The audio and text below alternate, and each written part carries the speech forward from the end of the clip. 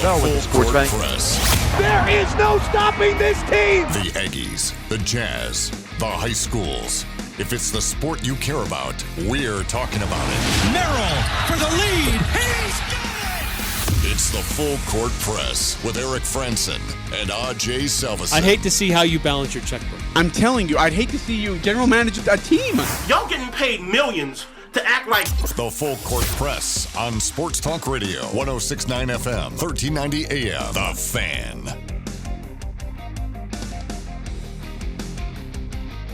Hey, what's going on, everybody? Eric Frandsen, Ajay Salvesen. Oh, that sounds awesome. Thank you for that. Ajay's making sure everything's sanitized. I don't want your guys' freaking germs. I don't know where your mouth Wipe have it been, down. Your hands have been. Cody especially goes to Baltimore and comes back a week later. You don't know what diseases he's bringing back from that place. It's good to have you back, Ajay. We missed you on Friday. No, you didn't. No, you didn't. I listened to you Welcome back. for a little bit until I ran out of service. I ran out of service after after the text messages came through of, it wasn't, where did Ajay go? It's, what did you do with Ajay? that kind of, that's where we're at in our relationship. Well, we brought him back. We couldn't keep him. Brought him back. Couldn't keep him gone for too long. Hey, don't worry, guys. You're about to ban me for life, so it's okay. You're about to get your wish. 435-339-0321 if you want to weigh in on the Guild Mortgage text line. Why are you over there, by the way? You didn't want the... I wanted to stand. I mean, you're the big cheese. Come over here. I've got my stuff already. I don't need a computer in front of my face with all my research. You get lobster, for lunch. I get PB&J, so, I mean, you should have the computer.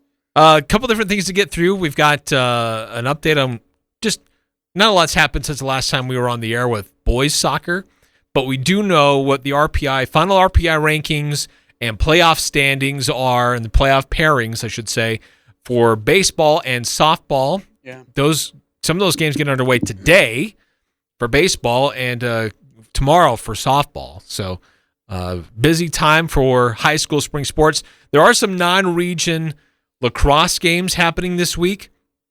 So the final RPI standings for boys and girls lacrosse will not be revealed until Saturday. So be aware of that. That's what's coming up later this week for the other spring sports. But Jazz with big wins over the weekend, beating both the Denver Nuggets and the Houston Rockets. And the Jazz getting a little bit of help as well with some other teams with the NBA standings. So a lot to get through, and also who won Pick 6? Does Ajay have to face the wheel of fate and face a punishment that was predetermined by fate, or does he get off? Does he lose for a 10th straight week? Wasn't really much of a punishment, to be honest with you. You got so lucky. Okay, don't get all salty. I could have rigged it. Yeah, you could have. And why I could have did rigged you it. let me off the hook? But you know what? I'm going to be straight up because I didn't want any accusation. There wasn't going to be that I messed with it. There wasn't going to be any accusation. Oh yes, there would. No, there wouldn't have been. If you wouldn't have got off with the easiest, and so you pick one of a punishment. That was the deal. Remember, I lost, and so you'd pick a punishment. That was the deal. Why would I have gotten angry of that? Exactly. Thank you. Okay. Yes, you great would talk. have. I decided to let all the different nominations be available. Yeah, and let fate decide. And then you threw all those nominations away and said, "You know what? We're gonna let the will of fate decide instead of me." I picking did not the worst throw punishment. all of them away. 5338's right. Full Court Press Nation should be able to send in an appeal of argument towards and you know what? Next time we do it, we're gonna let Cody do it because Cody's gonna be straight up. Cody's gonna be like, you know what? Let's punish the guy. No, hey, let's let a stupid little plastic wheel made on a 50-cent plastic plate. It was paper, actually. And an adapter decide my fate. I mean, come on. I just will follow orders, I guess. I'll do what I'm told.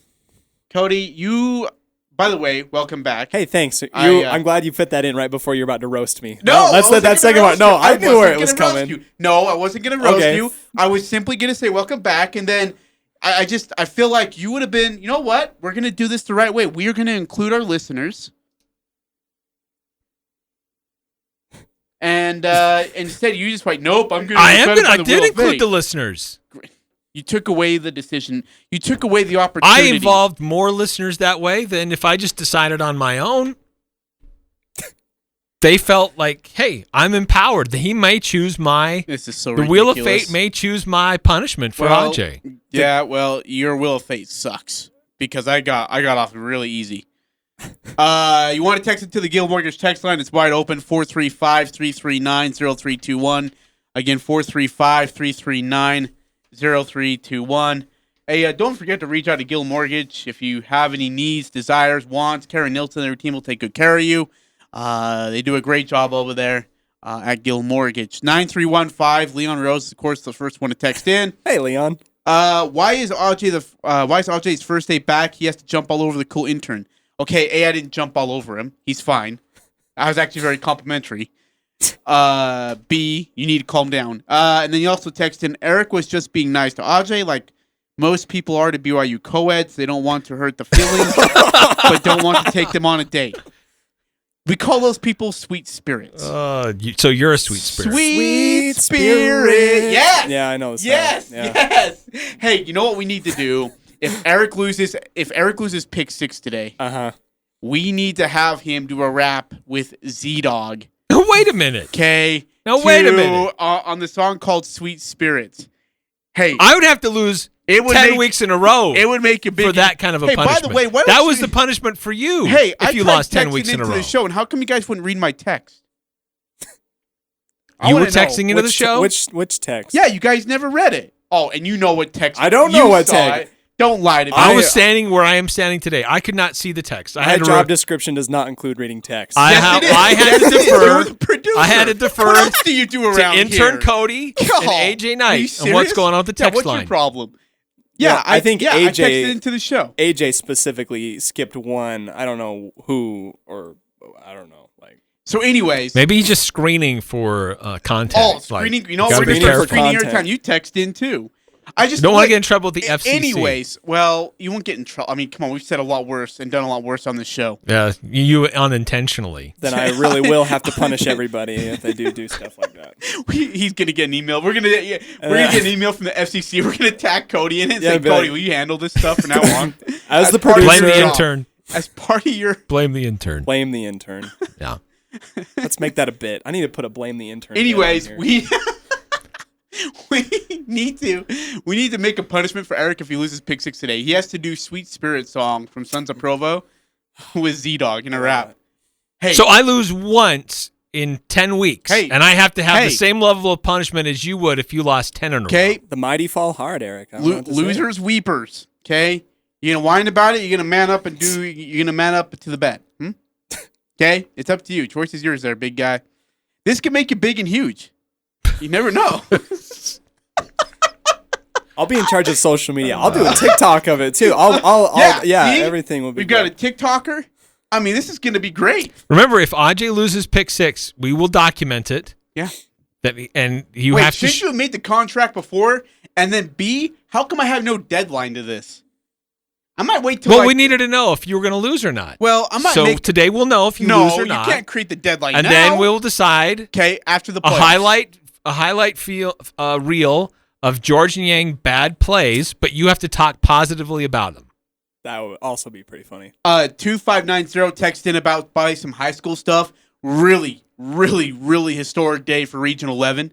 We're gonna get into that as part of our high school stuff. He texted in some numbers. One of them was honored in a very big way. So I know there was a big track and field competition down at BYU. Yes, there was. Region 11, a couple of the individual athletes. Millie Guerin just performed really well. Owned the competition. So we'll get into that in a little bit later. 3426. Now text in. Hey, Eric, where much is expected, much is required. Okay? There you go. Okay? Time to change the diapers into briefs and be a man. Okay? This is part of the game. You lose, you owe up. I will absolutely own up if I lose. Yes. Did you lose as I have always in the past. I lost 9 weeks in a row. But if I lose once, I have the same level of punishment. Yes. If you lose 10 in a row. Because you upset the listeners so much that if you lose, this will be one of the greatest upsets. They put I didn't put your level of punishment hard enough? No, they put all their trust in you. They put all their trust in you to help make their dreams come true. And A, you leave it up to a wheel of fate. That was dumb. And B, you lost. Yeah. How do you know I lost? Because confidence tells me by your tone of voice when you talk about pick 6. And you've been really happy the last 9 weeks when you're announcing this. This time, though, I have the knowledge and just the confidence that I won because you know what? I ain't doing no freaking video of George Niang. There's no way in this green earth that I'm doing that. And you said it was bad plays too, right? Bad plays. But you have to talk positively about them. Oh, man. Can I make fun of him while I'm doing the bad play? No, it has to be a positive highlight reel of George Niang. We could just say, hey, Flabby Arms hits the 3. Great shot by George Niang, you know? But he won't hit the 3, Ajay. Are you sure? Because he hit a couple of them against Denver. I'm surprised I didn't get a text from Eric, actually, Friday night. I had to hold myself back. Why? Both Friday and Saturday. Because you could have I would have responded because I knew you would be expecting it. And I just, in my mind, if I were to send this, he'd know it's coming. He knows it's going to come anyway, so I don't even have to send it. You just didn't want the response that you were going to get, that you knew you were going to get, huh? Because I wanted Ajay to think through the whole game, didn't want the when's the text going to come? When is it going to come? I actually thought I was going to get it there in the fourth quarter after he went on that little bit of a run. I thought for sure. And so over in the first half, and what he dropped, 15? I had a response 20 in the for second you. half? Nobody cares, but I had a response for you that you were going to absolutely love, and you were going to be appreciative. Was it going to be another picture of Z-Dog? Hey. You're going to like the next one. Next time you get a George Niang text, or I do, I got a great response for you. All right, so let's do this. Let's go into the high school stuff because a couple different things going on today. We got a game starting now in Smithfield. A game between. Throw that away. What the flip? Ordering him around. Welcome back. Thanks. Good to be back. It's great to be here. First round single elimination. We got number 14 Skyview hosting number 19 Logan. Game just started at 4:00. You win and you advance. You lose, you're out. And then there's a couple other games going on today for the first round play-in and the first round games today. There's going to be some reseeding that will take place for the super regionals. But game going on right now to decide if Logan's advancing or if Skyview is going to advance. And the winner gets a really nice prize. They get to go to St. George and face the number 2 team in the whole entire 4A class, and who's been running roughshod. I mean, they split a series with Desert Hills. That's how good Snow Canyon is. That's a tough draw after. But I get it. Your 14-19 game, that's part of the plan. Yeah, number 1 in baseball in 4A is Desert Hills, 21-3 overall record. Snow Canyon right behind him at 21-4. Desert Hills has 6 D1 kids. 6, Eric. D1 kids on their baseball team starting right now. Wow. 3 of them are underclassmen, by the way. Good baseball happening down there at Region 9 because Pineview is number 3 in the final RPI standings. Stansbury with a little bit of a blip there out of Region 10. But then Mountain Crest and Ridgeline at 5 and 6, respectively. It's interesting because I've always wondered how RPI works.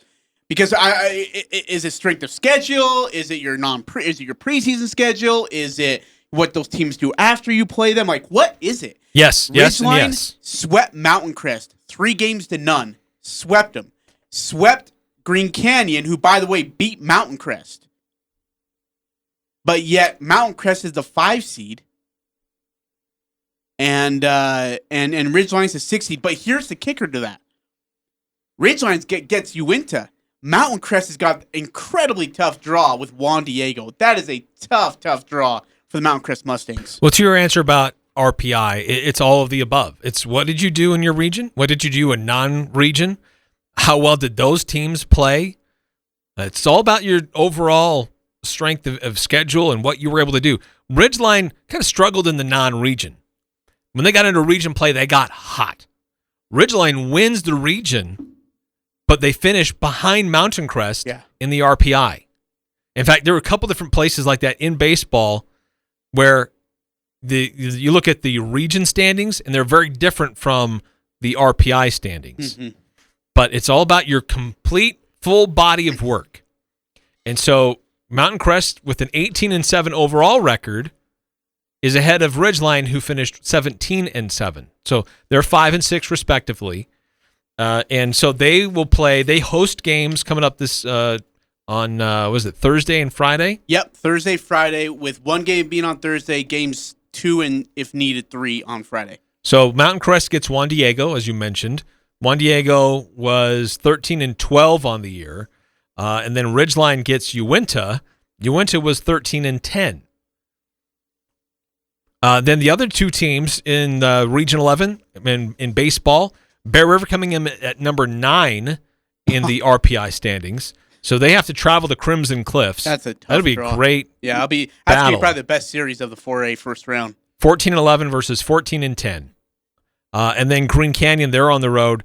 They're going down to Dixie, also Green heading down Canyon's south. in a lot of trouble right now. They've got one pitcher, that's Reese Hansen, who's really done a lot of great work for them, but he's running out of steam. They've used him in a lot of innings. They've used him in a lot of pitches. Just after Reese, it just seems like their pitching drops off in a huge way. They could be in deep trouble in games 2 and if 3. Green Canyon finishes the year 14-11. Dixie is 13-10. So, again, very similar, but it may all be on the arm of one But here's man. the thing is, like, when you look at a Dixie region, like, you're going to say, oh, well, Dixie's not that good. Well, you look at the region, and it tells you a whole different story. And you look at some of the games they lost to Desert Hills. They play Snow Canyon in extra innings. That's a really, really good region of baseball down there. It's a monster challenge for Green Canyon. That's true. When you got number 1, 2, and 3 in the whole state in your region, it's tough to pick up wins in region play. So the super regionals take place Thursday and Friday. By the way, I love that they call it that now. That's pretty cool.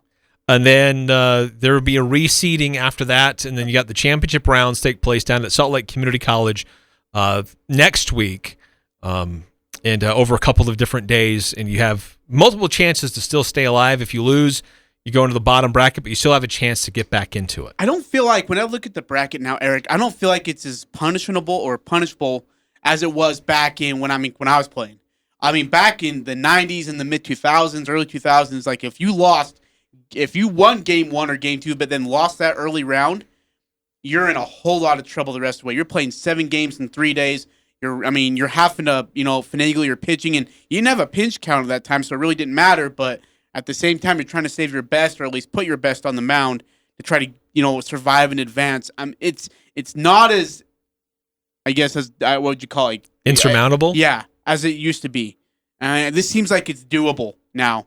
And again, the pitch count's going to be really heavy on a lot of coaches' minds throughout the tournament. Right. So if you win first round, but you lose second round, you still have a chance you're not totally eliminated. You still have an opportunity to get into the championship game, into the championship bracket. So, anyway, that's what's going on with baseball this week.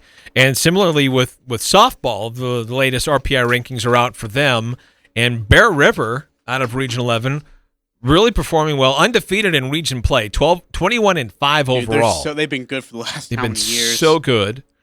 They're number 2 overall, right behind Tooele, who similarly had a really strong season. They were undefeated in their region. They went 22-3 overall.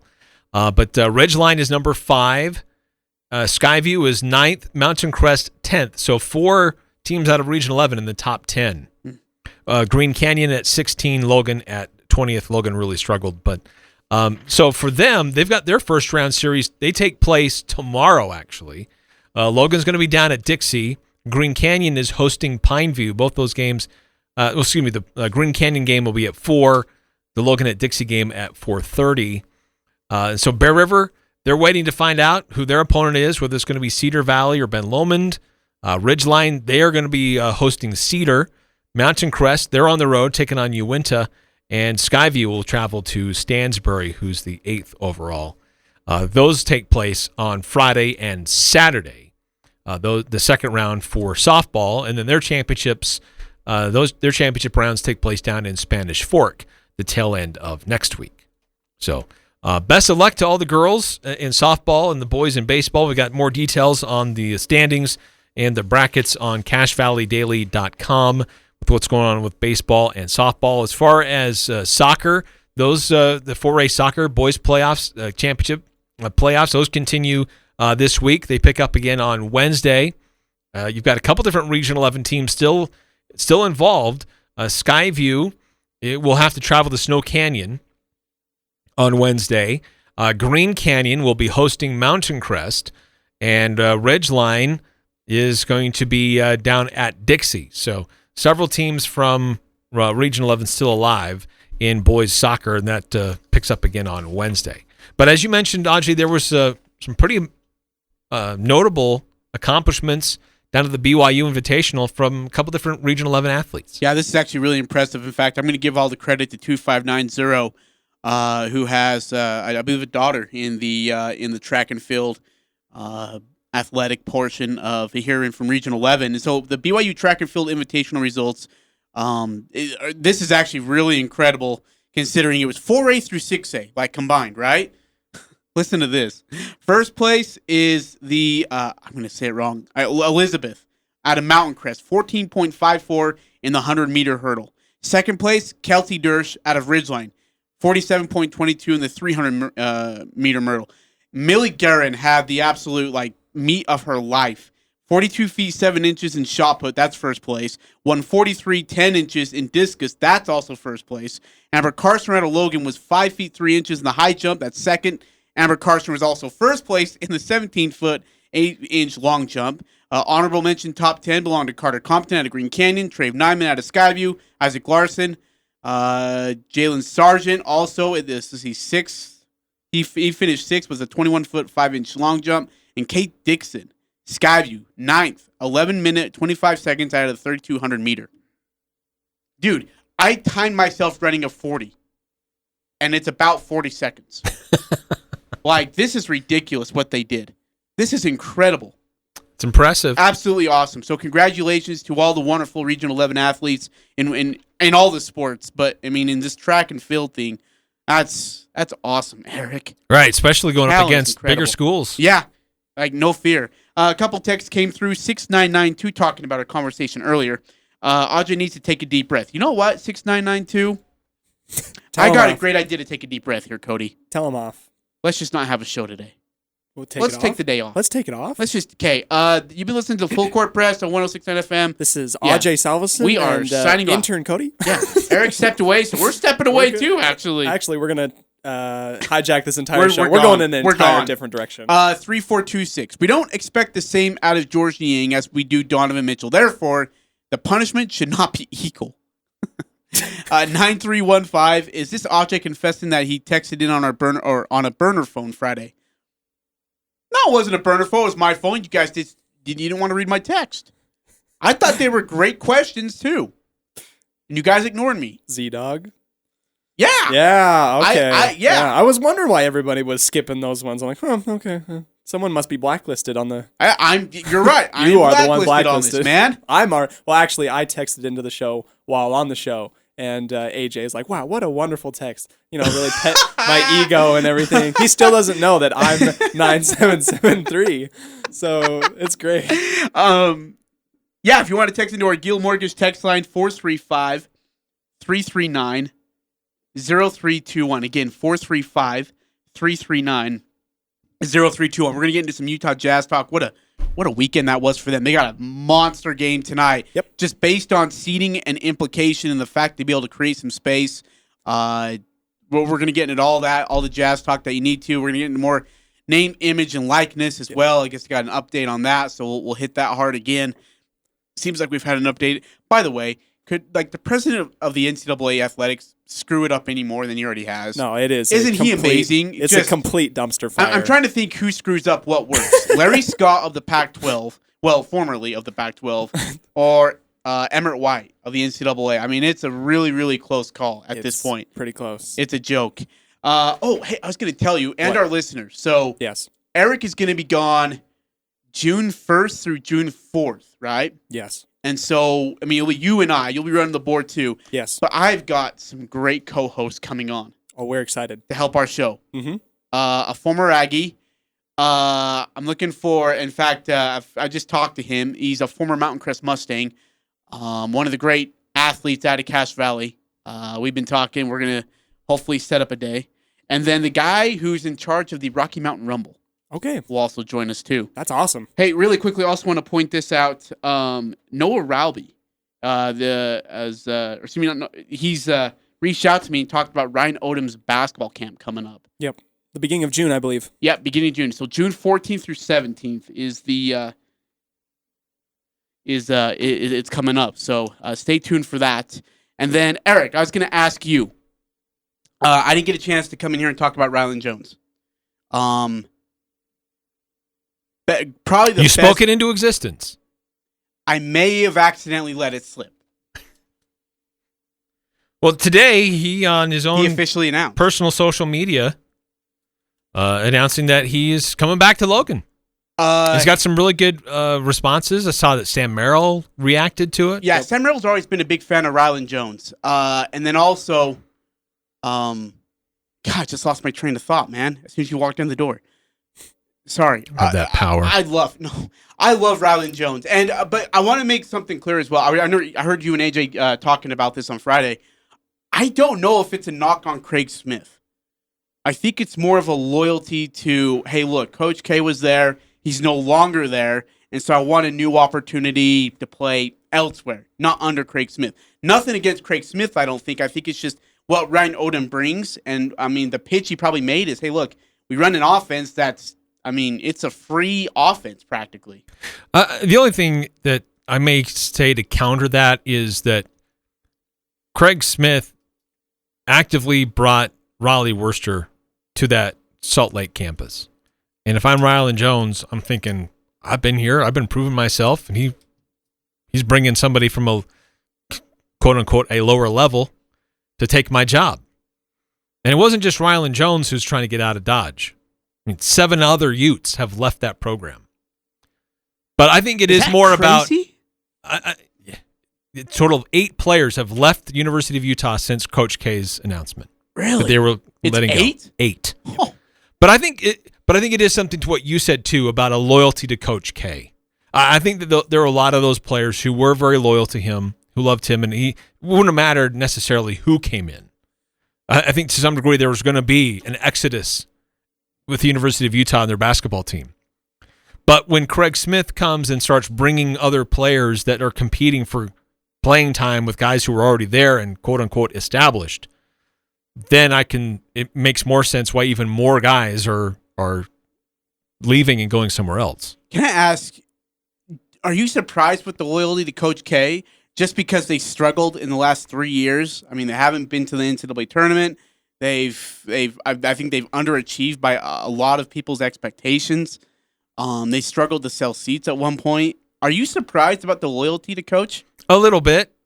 I mean, how can you not see that coming when the team is struggling? Yeah. Not just 1 year, but multiple years over Absolutely. right in successive years. I mean, a bad year, a blip on the radar, and you're back to competing at a high level and sending guys to the NBA. That's something different.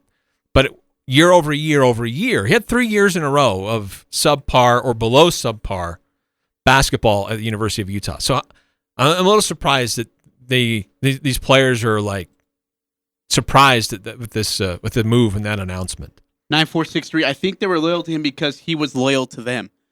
That's true. I mean, I think there was a little bit of loyalty from both sides, but I just not a way lot he of players struggled left is- Utah Yeah. during Coach K's tenure, and that No. I can recall. Yeah. That, there was a few maybe here and there, and that happens at every program. And it's not but just that they lost players, but it's the quality of talent that has left ever since Coach K's been let go. That's what's crazy to me. Yeah. No, I agree. I know they kept 1 or 2 guys, but not as much. And I think you're right, Eric. You bring up a really, really good point. Raleigh Worcester going there probably chases away, and I think you and I kind of assume that, hey, I think Rylan Jones might go. If Raleigh Worcester is going there, it's not to go ride the end of the pine. There's no way. He's going there to play. He's going there to start. There's no way he's going there to sit there and play behind Rylan Jones. That makes no sense at all. After being a starter as a true freshman in the Mountain West, and a very competitive Mountain West, I'm going to make that transfer. I'm going to sit on the bench. No way. Okay, give me your starting lineup. I've got Rylan starts. I mean, obviously. I would suspect that he would. I don't know that I'd say obviously. He still has to prove himself to this coaching staff, but I would suspect that he would be the starter based on his skill set and his experience. He has more experience than just about anybody else right now at the point guard position at Utah State. So I would put him as a starter. Then I'd probably RJ, the kid that transferred from UMBC. as the shooting guard. So and he's the shooter, right? He's the one who very low assist, but very good on the. He can likes to score. shoot He the can get ball. you a bucket. Yeah. High usage. Yes. Does Brock Miller start? Okay, I've been debating this. Does Brock Miller start? I would suspect that he would. And then Bean would be your 4. Bean would be your 4. And Horvath would be your 5. And Horvath would be your 5. So your bench is going to be really good then. You got Ashworth, Bairstow, Shulga, Doris. That's just like 4 guys off the bench. Yeah. And then you got Simon Zapala, who's still hanging out back there. That's true. I mean, you've got a really good bench coming, which is going to really help. And then some new guys that are going to come in. The kid from the Netherlands who never made it on the Utah campus. Yeah. Who's coming with Rylan, reportedly. And then this other player that's up in Maine, who'll be coming in as a freshman. But That's supposed to be that's a a big player get, too. you can put on the bench and let him develop. But for me, the question is not so much what the starting lineup's going to be, but who's your backup point guard? Who's your backup shooting guard? You know, I didn't even add Liam McChesney in there either. And Liam's he's got some great talent, really good size, needs to put some meat on. Like, he needs 20 Big Macs. He's got to eat some food, Get man. that kid in the weight room and just keep feeding him pizza. Is he comes off a leg injury last year, and so how does his body handle that this year? He's got to stay healthy. If he could be so good, Coach Smith told me this one time. That kid could be one of like really, really great stars of Utah State basketball if he could just stay healthy. That has been his biggest issue, Eric, is just staying healthy. And if he can stay healthy, the sky's the limit for him. Yeah, no, I agree. He's got ball handling. He's got outside shooting. He's got the size to mix it up in the post. But he doesn't have he has the height. He doesn't have the weight and the thickness to be a bruiser in the post.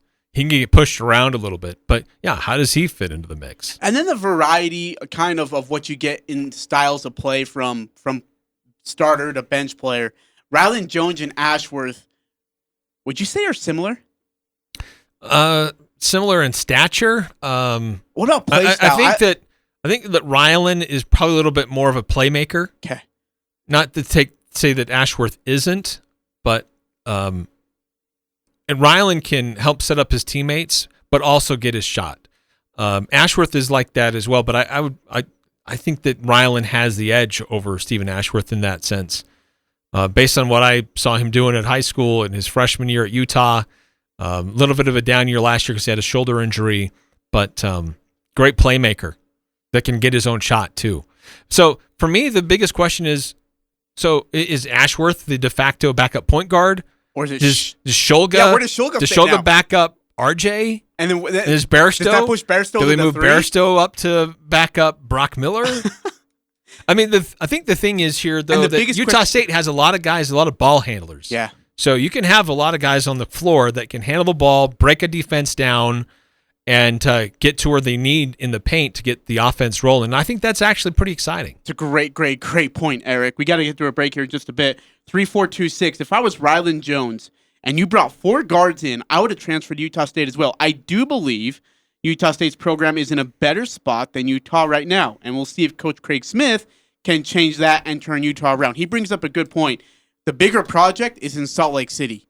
Like, that is a major project. And I know you've got talent in Raleigh, David Jenkins Jr. You kept a big man, but you lost Timmy. You lost Rylan Jones.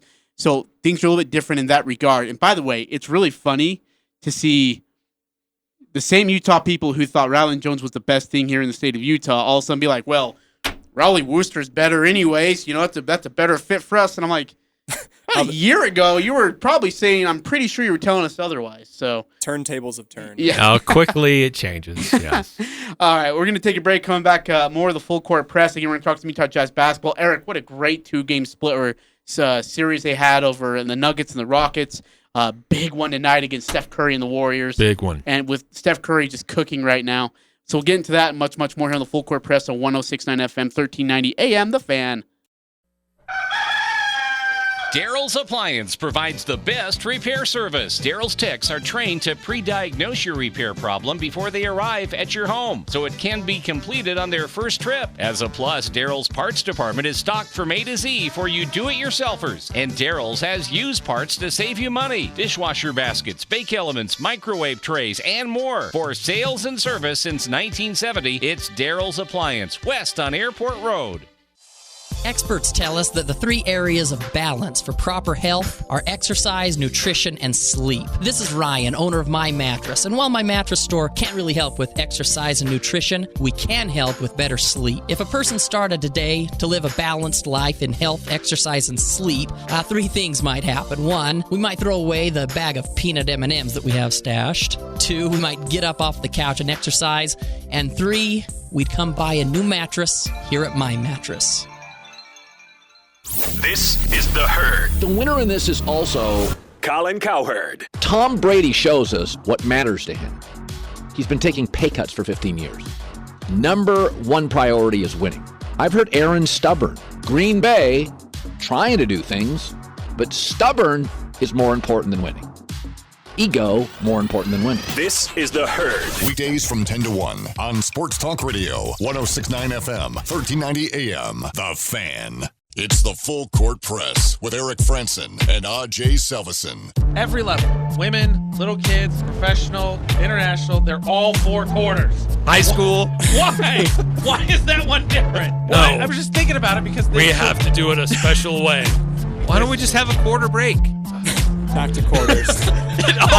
I'm picking up a theme. I'm not an expert, but I'm picking up a theme. Weekdays from 4 to 6 on Sports Talk Radio, 106.9 FM, 1390 AM. Interviews, analysis, and a little bit of fun mixed in. The Full Court Press on Sports Talk Radio, 106.9 FM, 1390 AM. The Fan.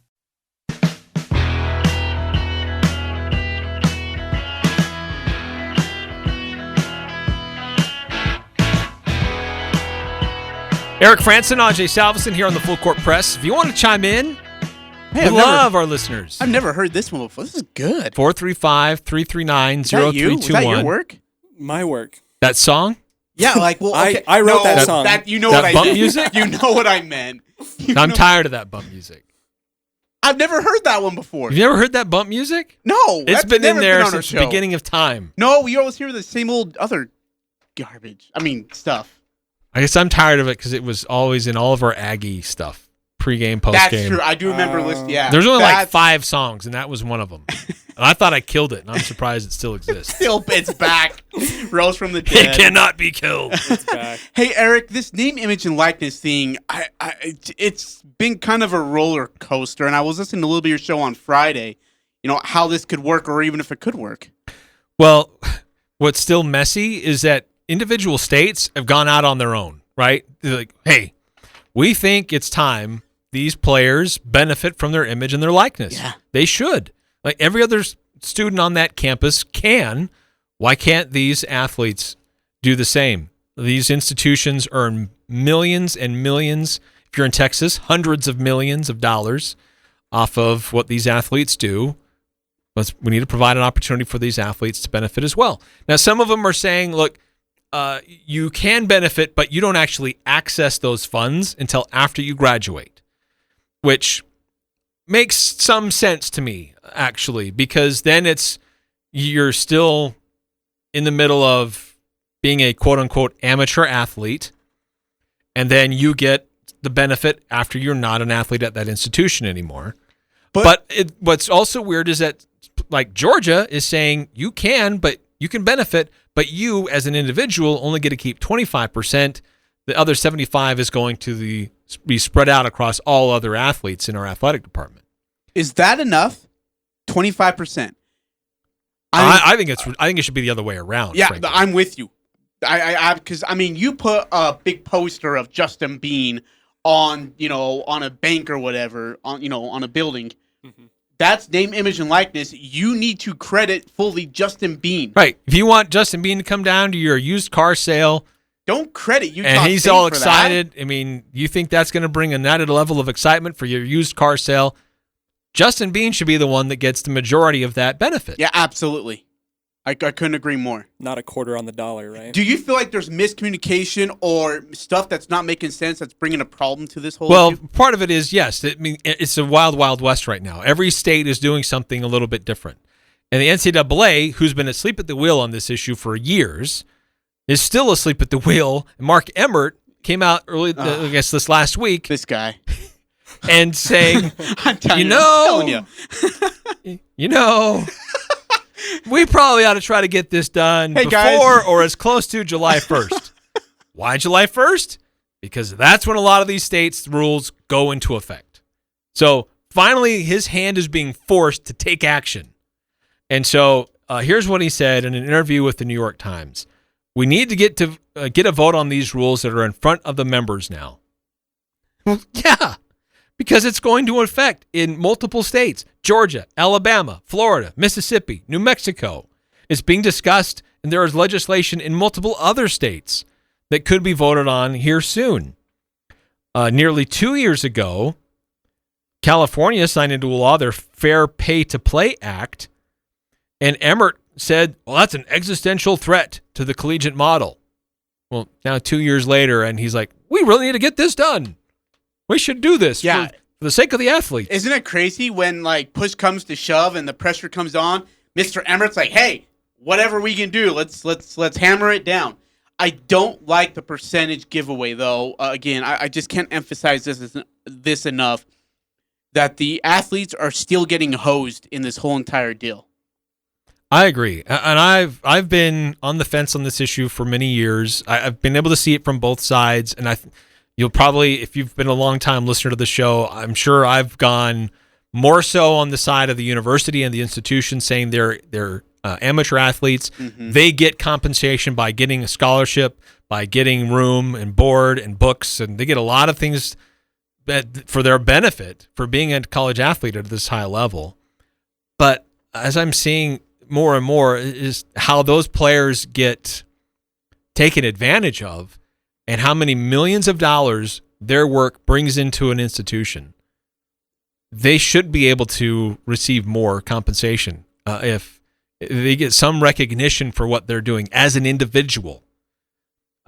Here's the other thing with the big question about this name, image, likeness business is whether the NCAA, and if they get Congress involved, if that will supersede what all these other states are doing individually. I think that's where the real debate is now over the next few weeks, is if Mark Emmert and his cronies figure something out and say, this is what we're going to do as an NCAA, but these other states have different rules and different laws, if they'll say, that's nice and all, but this is how we're going to do it in our little corner of the world. That could cause some real chaos, especially in recruiting. Yeah. Look, go play at a school in Georgia, and you only get 25%. Come to New Mexico, you get 50% or 75%. And California might be able to offer more. That's the problem too, is that, and so you're going to have a lot of unfairness. You're right, of transferring the portal. Could you imagine if this was put in at near the same time of the one-time transfer rule? How bad and messy this really could have got? Yeah. I mean, it's already bad, but this is a problem. Georgia President Jerry Moorhead, is according to a report in The Athletic, says it's important. Hope we'll get a solution this year. Says, I think that will all play out in the next several weeks, but I don't want to speak for the NCAA president, what he may or may not propose to the board until he does. But I would expect that accommodations will be made to student athletes that are in states that have NIL laws. So, hey, it's messy. Who screwed it up more, Larry Scott in the Pac-12 or Emmert White in the NCAA? Mark Emmert. Whatever. Emmert White, Mark Emmert. Maybe it's I don't know who White Emmert White is. Emmett White, right? No, don't put his right, Ajay? Don't you dare. This is just bad. Nicole Arbach has some additional reporting on this, saying, over the past week in my own conversations with athletic directors and conference commissioners, the options leading into July 1st become pretty clear. 1, pray that the federal government passes a law.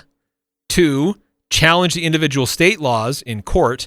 Or 3, pass NCAA legislation so that athletes in the other 40-something states get to profit off of their name, image, likeness in some capacity also. So it's really messy, and it's just one more example of how the NCAA just is being asleep at the wheel and has abdicated its responsibility and created more mess than necessary. But then when they are awake at the wheel, when they finally come to back on the wheel, they look for themselves. I mean, it's all about them. Like, okay, where are we at, and how can we continue to benefit us as the NCAA? Not our student athletes, even though we put out a statement that it's all about our student athletes. It's what we can do to benefit us. Right. Enrich our own existing programs. Yes, exactly. Yep, exactly. I mean, case in point is the men's basketball tournament versus the women's basketball tournament. That was horrible. And then what? I mean, Mark Emmert's excuse for that was unreal. Like, how dumb could you? Like, how more deaf could you be in that situation? Made him look like an absolute fool, which he is. He is. And how he got extended more time, and why they decided this guy's great for us. Yeah. Again, I don't understand. I'm telling you, like, what is going on. The damage that Larry Scott did to the Pac-12 is almost near or even greater, the same damage that Mark Emmert has done. I'm about to say it again. Mark Emmert's done for the NCAA. It's incredible how tone deaf he really is to student athletics. And I don't think the student athletes could be really too pleased about this too. There's no way. No. Absolutely no way. Yeah. It's, Senator Mitt Romney has been one who's championed some kind of a federal legislation on this issue. He's actually been talking about it for some time. And I think that it has to be a federal thing that gets decided in Congress. I mean, our people in Congress should be talking about how to get better roads or get people healthy and treatment so they don't have to get COVID or, protecting freedom around the world. We don't need to be having people in Congress debating athlete compensation. That's the NCAA's job. Yeah. Making sure that there are rules that are established for how the games should be played, that it's an even playing field, which that is still very highly debatable, and that everybody's at least has the same opportunity. And then what you do with it from there, that's what the schools and the athletes, that's what competition is about. Yeah. But you at least have to set an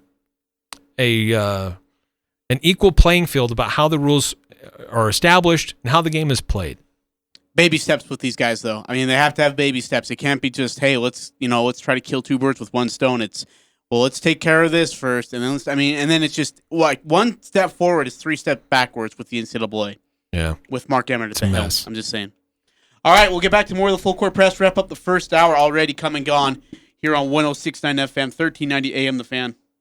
TTM Technologies is searching for career-minded candidates to fill multiple positions. Open positions include production associates and machine operators, leadership, managers, supervisors, technical positions, engineers, and accounting. You can learn more about these positions online at careers.ttmtech.com. Employees of TTM Technologies enjoy incredible health benefits and cash incentives. In just your first year of employment, you're eligible for 3 weeks paid time off. Tuition reimbursement is available for full and part-time employees. Health insurance, which includes dental, vision, and prescription, a 401k, and life insurance, plus quarterly and annual bonuses and more. To learn more about the jobs available and what it's like to work at TTM Technologies, go online to careers.ttmtech.com. You must be 18 or older and a U.S. citizen to apply. Come join a world leader in printed circuit board manufacturing with over 26,000 employees worldwide. TTM Technologies, right here in Logan. Apply online at careers.ttmtech.com. TTM Technologies is an equal opportunity employer. Well, what shall we talk about? You're listening to the Doug Gottlieb Show. Do I think it's a good look for Kevin Durant to go after Michael Rappaport? No. But I also think that are we taking everything that's said on surface level as being, like, it feels like there is a locker room talk aspect to it. The Doug Gottlieb Show. Weekday afternoons from 1 to 4 on Sports Talk Radio, 106.9 FM, 1390 AM. The Fan. Hi, this is Rusty Allen with LSS Insurance. You're invited to come learn how to make an informed decision for your retirement, Medicare, and Social Security. It's never too early to plan for the future. The third Thursday, May 20th at 7 p.m., come to a free seminar at our office. Call 752-9493 for details. We will answer your Medicare and Social Security questions. Come the third Thursday, May 20th, call 752-9493 to RSVP as seating is limited. Hi, this is James Stevens with White Pine Funeral Services. At White Pine, we value compassion, integrity, and service. We are committed to serving you and treating your family as our family. We will be here when you need us most, to listen, to help, and to provide exactly what your circumstances require. At White Pine, we promise to dedicate our time and attention to you and your family. We invite you to come by and meet us. We're confident you'll feel a difference. This, keep it on the down low here, is the Dan Patrick Show. They didn't go, hey, you know what? We have 16. Why don't we go to 15? Why don't we go to 14? But the NFL with 17 games? All right. More fantasy, more gambling. Yeah, more money. Cassie. Feels like we're entering the load management era of NFL with all these games. I'm going to sit this week 9 out. Dan Patrick. The Dan Patrick Show. Weekday mornings from 7 to 10 on Sports Talk Radio, 106.9 FM, 1390 AM. The Fan. It doesn't matter who you root for. The Full Court Press has all the high school sports covered. The Full Court Press. Connect with us on Facebook, Twitter, and online at 1069thefan.com.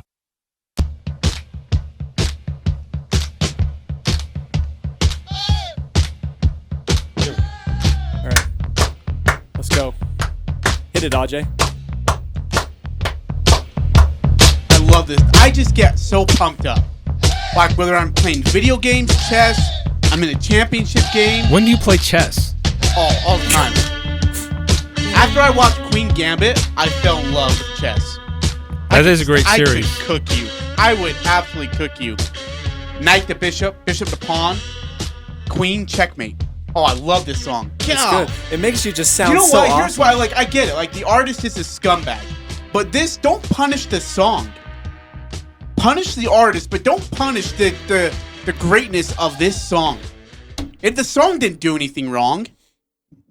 One of the greatest sports anthems ever. Hey, Friday 5 best sports songs to get pumped up to, maybe. Huh? Oh. Okay. That'd be a good one in the summertime. It'd be an interesting one. Yeah. That is a cool clock. Okay, so by the way, I'm actually working on getting us a clock for up there. You're going to love it, too. It's going to be a really cool clock. You're getting a bunch of notifications, too. I have a cool clock. Cool. I just said cool. Thank you. Shut up. 3426 text. Oh, actually, sorry. 9315 texted into the show. How has Ajay not known the song before by Lenny Skinnerd? Lenny? Yeah, Lenny Skinnerd. Leonard Skinnerd. What? Leonard Skinnerd. Yes. That's not not his name. Lenny. Don't, dude. Lenny It's not Skinnerd? Leonard Skinnerd. No one names their kid Leonard Skinnerd. Ajay. Do it for your band. Don't do this to me right now. No, I'm serious. Like, it's not Leonard Skinnerd. Lenny. Leonard Skinnerd. Lenny Skinnerd. Lenny's the guy that looked at the bunnies. Leonard is the guy that writes the songs. You and your Kennys that you can't keep straight. No, I got him right. I got him right. Lenny Kenny Rogers in with is Kenny. the pitcher. I told you, Kenny Rogers, 3426. Let's see here. A couple of things. From what I can see, we're starting to model our program at Utah State like San Diego State and UMBC has done with 1 or 2 big men, 8 to 10 guys that can interchange 1 through 4 and play defense, positionless basketball. Yeah. Don't think we're quite there yet, though. You got a 6-foot guard, a 6'3" shooting guard. Yeah. I don't know if I'd say it's positionless. I mean, you throw your little guy down to the post. Yeah, I think you need a little more size. And by the way, I listened to your guys' show. The flopping for the technical, I'm absolutely all for. Ashworth is going to have to be careful though because he flops. He is a flopper, and he knows it too. 3426 in part of our last conversation about athletes and NIL. If we start paying college athletes, the face of the college athletics, as we know it, is null and void, and might as well make it to the G League of basketball for the NBA for the NBA and the Canadian Football League of football for the NFL, and the AAA League of baseball for Major League Baseball, so on and so on. It already is the minor league. college athletics is already the minor league for the NBA and the NFL. The only difference is you have to be there for a year for college basketball. And usually you have to be there a few years for the NFL because the NFL wants your body to develop. So without the pay, it's the minor league then? Yes, it already is. I guess I still believe that at some universities they're still handing out money. 5338. I am pleased to announce that Ajay may now profit from his image and likeness if he can. Signed, Mark Emmert. The problem is they won't. Ajay's been looking forward to that day for a long time. They won't put anything out of it. I'm like, hey, I'll do this. No, we got somebody else. Who, Cody? What? It's like you're going to set up your own Cameo account, but you pay people. You pay them. Onlyfans.com. Can I pay you to wish you a happy birthday? I'm glad this needs to stop. We have like 40 seconds. Wait, do we really? According to Eric's clock, we have 45 seconds. Well, Eric. Let's go by Eric's clock then. It's not like I know what the time is. I'm not like I'm sitting behind the desk. Intern, shut it. We got Jazz basketball coming up next hour. We're going to get to our pick six results, who won, who lost. Big showdown in San Francisco tonight. Oh, Golden State. Yeah, San Francisco. What are you talking about? Yeah, they're in San Francisco now. That's right. Threw my kid off the other day, and I said, they're going to be in San Francisco. What? There's not a San Francisco team. Cody's freaking out. We got to go. Yeah. I'm not freaking out. Golden State is not a state. Our clock still has 5 seconds. And Patrick, and this is Above the Noise. Cincinnati Reds pitcher Wade Miley threw a no-hitter on Saturday. It's always a special achievement, just a little less unique these days. This was the 4th no-hitter of the season. Miley joined the Orioles' John Means, the White Sox' Carlos Rodon, also the Padres' Joe Musgrove. If you're a casual baseball fan, you don't know these names. And if you don't worry, you're not alone. But it's no surprise that we've seen an uptick in no-hitters. We're in a feast-or-famine era of offensive baseball, in part because of the analytics. The predominant strategy seems to revolve around walks and home runs, and that means lots of strikeouts in games where teams don't put the ball in play. The modern record for no-hitters in a season is 7. We've seen that 3 times, 1990, 1991, and 2012. Sure seems like we're on a pace to shatter that record in 2021. Is it exciting baseball? Not always, but it is leading to a fascinating assault on the record books and pitchers we might not have heard of doing some incredible things. I'm Dan Patrick, and this is Above the Noise.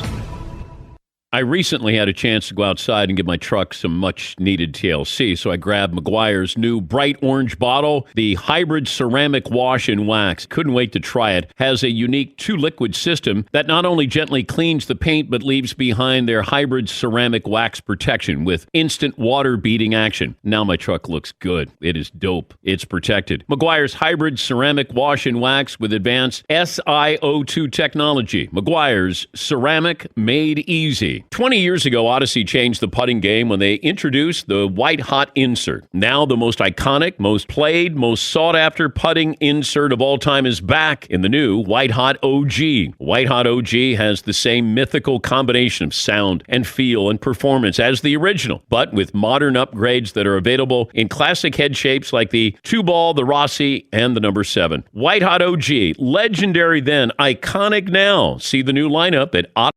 There's a lot of strain on various industries right now. Supplies stretched thin as demand is at an all-time high. If you are building or remodeling and are looking for ideas for stone to face your home, it's crazy. Coldwater Stone in Tremont and Castellite and Logan want to take that frustration and challenge away from you. They are a local homegrown business with stone products made by Coldwater and sold by Castellite. Stop in and make your choice today for brick, block, rock, paver, and tile. Go where the pros go. Online at Castellite.com. In the Army National Guard, family means everything. Our parents, they were really supportive that all 5 of us would join. I got my education because of the Guard. I got to travel a little bit and experience a whole different culture. It helped me get my job, it helped me pay for my house. Serving part-time in the Army National Guard instills pride that you and your family will share. Visit NationalGuard.com to learn more about part-time service. Sponsored by the Utah Army National Guard. Aired by the Utah Broadcasters Association and this station. The home for Skyview Sports. Sports Talk Radio. KLGN Logan. 106.9 FM. 1390 AM. The Fan. We are Fox Sports. And here's Here's what you need to know. It is the final week of the NBA regular season. 23 of the association's 30 teams are either headed to the postseason or within 3 games of the final spot for the play-in game. There are 6 games tonight scheduled, all with playoff implications. It gets started later this hour when Indiana plays at Cleveland, and Washington is in Atlanta. History can be made with the Wizards as Russell Westbrook looks to break Oscar Robertson's all-time record for triple-doubles amassed in a career. He will have to do it without Bradley Beal, who's sitting for the next couple games with a hamstring strain. The Boston Celtics currently sitting in 7th place in the Eastern Conference, and they're facing a play-in game situation. Now comes bad news as forward Jaylen Brown will miss the remainder of the season with a torn ligament in his wrist. The news from the NFL tonight is enough to get Jaguars fans excited as local favorite Tim Tebow will sign with the club on a 1-year deal to play a tight end role. Right now in the majors, Cincinnati a 1-0 lead at Pittsburgh, a Eugenio Suarez with the home run. It's the Full Court Press. There is no stopping this team. The Aggies, the Jazz, the high schools. If it's the sport you care about, we're talking about it. Merrill for the lead. He's got it. It's the Full Court Press with Eric Frandsen and Ajay Salvesen. I'd hate to see how you balance your checkbook. I'm telling you, I'd hate to see you general manage a team. Y'all getting paid millions to act like The Full Court Press on Sports Talk Radio, 106.9 FM, 1390 AM. The Fan.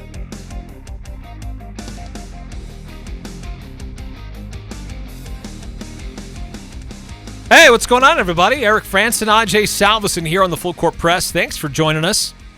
Whether it's on 106.9 FM, 1390 AM, the 106.9 The Fan mobile app, 1069thefan.com, or if you're listening to our podcast. So appreciate you being along the way, having us with you as we try to update you on what happened over the weekend. Some big things going on today as well. A lot of ground to cover. Last hour, we had a lot of high school focus. Talked a little bit about the Rylan Jones commit. He's transferring to Utah State. He made that announcement on his social media. Hey, was he, because he played at Logan, right? Correct. Who was his head coach? Do you know? Was that I was trying to Brimhall? think of that earlier today. I don't know if it was... Was it Brimhall or was there somebody else? I don't know if it was Coach Brown. No, I don't think it was Brown Logan hasn't been Brown. there that long. No, I don't think it was Logan Brown. Good question. But because was he the basketball MVP here? Or was that until he went to Olympus? That was when he went to Olympus. So how long did he spend here at Logan? I think it was just his freshman year. Are you kidding me? Yeah. And then he went to Olympus and just what? He won, turned it on and they ran Killed wild? it. Gatorade Mr. Basketball 2 years ago. Oh, no, John Newbold says Logan Brown was his head coach. Oh. Leave it. So it would have been an early Logan Brown. Dude, Logan Brown's had some talent over there. Yes. It's crazy they haven't won as much as they have. That's some serious talent on their end, though. So then he spent 1 year here, and then he went to Olympus, right? Mm-hmm. And was his dad at Utah then during that time? Yep. Okay. Okay, Yeah, that makes that's sense. why they moved. Got it. Because his dad, Chris, got the job on Chris Koviak's staff, left Stu Morrill, went down to Salt Lake to be on that staff, and Rylan followed him down there. So was he a 2-time basketball MVP over there? Mr. Basketball? Was that? Mm-hmm. Yeah, it was 2 times. Are you kidding me? So he leaves, and he goes... That's incredible. At Olympus, man. I think he made first team All-State as a freshman here at Logan, though, if I remember correctly. That doesn't surprise me. Mm-hmm. This kid could be an absolute weapon for Utah State. Yeah. Great playmaker. Great playmaker is the right word, but he can also get his own shot. Are you worried about his size in the Mountain West Conference at all? Not necessarily. There's a couple other point guards that are 6 foot or slightly under that are great players, that are impact players. So, because he can dribble, he's got great ball handling skills. Like you said, he can shoot lights out. He's an Ashworth, and again, no disrespect to Ashworth, but just the playmaking ability of getting to the hoop and his ball handling skills is incredible. If he could do, I felt like he was really good in the Pac-12. Not, first team, but he was really good. If he can do that and translate it to Mountain West Conference under Ryan Odom in more of a positionless freestyle offense, boy, oh boy, oh boy, watch out. Yeah, I think this Ryan Odom team will have a lot of guys who can handle the ball, who can move around freely. And so it should be fun seeing how many passes are going around and players attacking the rim, and because a lot of guys have that ability with this team. Absolutely. Drive and kick, inside out. Yeah, and see, that's the other thing is being able to create for Brock Miller. Space the floor, and if Brock Miller can get healthy and be able to become a consistent shot maker, it's just going to be, I mean, Brandon Horvath, right? We talked about Lee McChesney a little bit. This could become and Ryan Odom has an NBA basketball mind. I mean, Quinn Snyder's texting him on a regular basis about basketball, like offensive system ideas. Like, I mean, and they're like paragraph long text messages, by the way. This is no joke. And so you put that kind of a brain inside of Ryan Odom with this kind of a talent. Oh, jeez. Watch out. Yeah, it's exciting. I think the big question is not so much what the starting five is going to look like. Maybe that still gets tweaked a little bit, but I think we've got a pretty good idea. Yeah, sure. But I think it's what's the rotation going to look like? Yeah. Because you got a bunch of guards, and how do you manage that? Who gets time at what positions? But as you said, maybe it's positionless. Just, hey, we need a ball handler out here. Go ahead, make some plays, make some shots. If you want to text into the show, 435-339-0321 is our Cale Mortgage text line number. Again, 435-339-0321. 4348, text in. So how bad did Ajay lose at pick 6? Oh, boy. If I lose pick 6, I am creating a George Niang highlight video. Of bad plays that you make to sound really good. You gotta let me be like a little bit slight-handed, backhanding. Hey, flabby arms for 3, gets it. No, that's not how the punishment works. Purely positive. You're right. It It's an needs to be ugly a shot. punishment for you. It goes in, Yang. Not playtime for you. It's a punishment for you. This isn't a punishment, though. Like, if you would have done a punishment, you would have made me shave my head bald, paint a Y on my head, and eat ghost beef jerky, and sing the BYU fight song. That's a punishment. Those were all on the Wheel of Fate. Dude, you let Just the fate Wheel of decided. Fate, you let that piece of crap paper plate decide my fate, and you lost. That is look, we all make dumb decisions, Eric, but that might have been your worst. Don't blame me. What went wrong Wednesday? When Blame it comes the Wheel up, of Fate. You're on that list. You're on what went wrong Wednesday's list. I can't wait. I have a pretty good what went wrong Wednesday. How about moving across the country for no reason? That's a good. Hey, the experience, did you get to see some of the states? Did you get to see Nebraska? Did you drive? I drove the entire way. No See? stops. No stops. No P stops? I mean, dude, that's incredible. You have something to be proud of. West Virginia's beautiful. 2942 text into our Gil Mortgage text line. Ajay still asking to sing the BYU fight song, huh? I'm just saying. You really want to sing the BYU fight song. You really want to paint a Y on your body. No, I wasn't saying that. I was just simply You're pointing advocating for it. No, I was just saying that it could have been a worse punishment, and instead you went easy on me, and I don't know why. Don't say I went easy on you. It was the Wheel of Fate. That's just a crappy job by you, Eric. Wait, do you have the results? I have the results. Oh boy. From pick 6. Yes. I am okay, listen, if it's a George Niang video, can we make some tweaks to the rules for that? No, you have to at least give me one backhanded compliment. No, I'm gonna give think George 6-year-old soccer for your son. That's how positive you need to be on George Niang.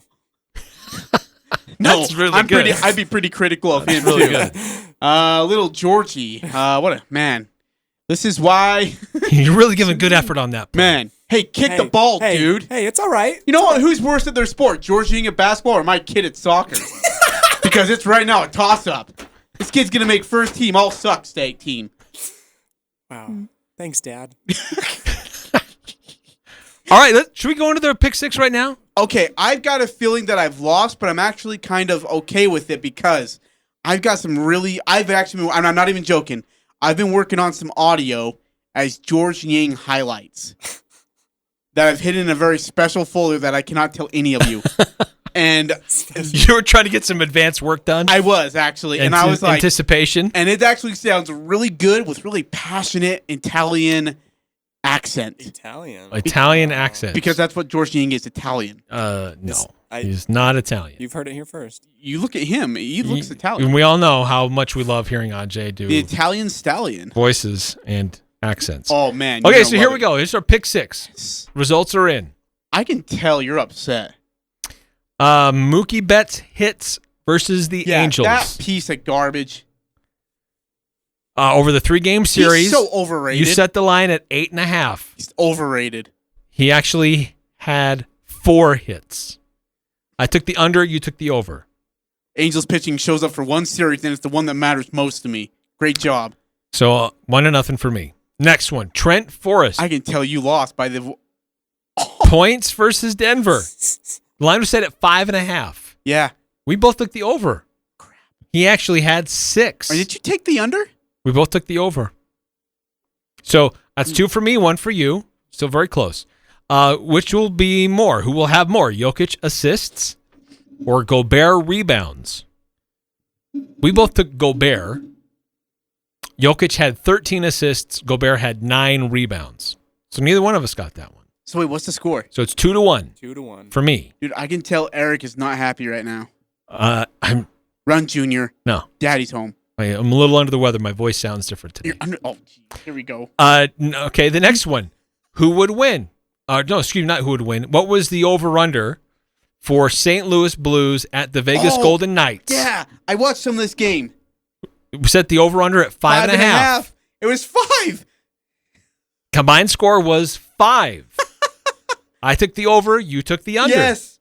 Oh, man. Thank you, Blues. Okay, now we're tied 2-2. Taking it easy on the opponents. Next, who would win? Real Salt Lake or San Jose Earthquakes? Oh, okay. Yeah, Real. You know what? San Jose won the game. I picked San Jose. You picked Real. Yeah, Ronaldo played like crap. Cristiano Ronaldo. Garbage. 3-2. Last one. Denver. Wait, what's the score? 3-2 for me. Oh, okay. Oh, boy. So you can tie here, Ajay? So it's possible Ajay can tie or I'll pull away. But here it is. Denver over Utah. I can't remember this. By 5.5. I took the over. You took the under.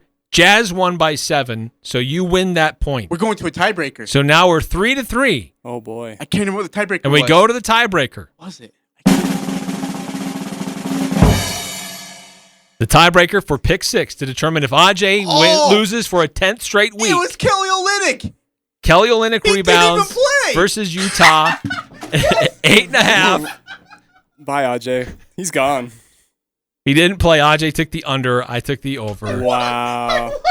Ajay's losing streak All right. is over. Oh, man. Eric's doing a rap on something. I forgot what it was with the first hour. I'm not doing a rap. Yes, you are. You owe me. I owe you nothing. Yes, you do. You lost. Well, I owe you something, Rules but I'm not going are to. rules, Eric. Yes, I owe you something, but it's not going to be the caliber of you losing for the 10th straight week. Oh, man. Wow. Oh. Ajay in the tiebreaker. Yes, Kelly Olynyk, thank you for spraining your ankle. I can't thank you enough. Oh, thank the Lord. Oh. Oh. That was as close as we've had it in a while. Oh, man. Oh, I need a diaper change. Oh, that was close. Oh, dude, I totally forgot the tiebreaker. I was like, wait a minute, I can't remember what the tiebreaker was. Oh, man. Wow. Yeah, come down to Kelly Olynyk. That's amazing. Hey, intern Cody. Hey, I need you to do me a favor. Oh. I need you to pull up a song to celebrate this moment. Okay. My Heart Will Go On. Okay. I got you. Because you know, like those dramatic videos you see on Twitter. Mm-hmm. You know, I think this is just one of the, and just I mean, you know, forget like the start because the start of the song is just garbage. Go to the chorus, okay? Just Well, the start of the song is what it's all about. No, the start of the song is really bad. They're like, I mean, she sounds like Dolly Parton. no, like the little, what is it, a flute or clarinet or something? It's a violin. So, anyways, I need to thank so many people right now. Hey, are you ready yet over there, intern? Still working on it. Yeah. What? Are you that young? My heart. Oh no! Here we go. No, I got it. Here we go. Don't even sweat it. Don't sweat it. But okay, let's. Yeah, you know, see, just you hit me with the chorus. All right. Yeah. See, this is how it. The chorus. The only thing that would make it better is if it was done with a recorder. Okay, big fails right now. Big fails. Ajay, please tell us who would you thank in this moment? I want to thank God, Kelly Olynyk. You know, you were crappy, but you played probably your best game on Saturday night. Thank you.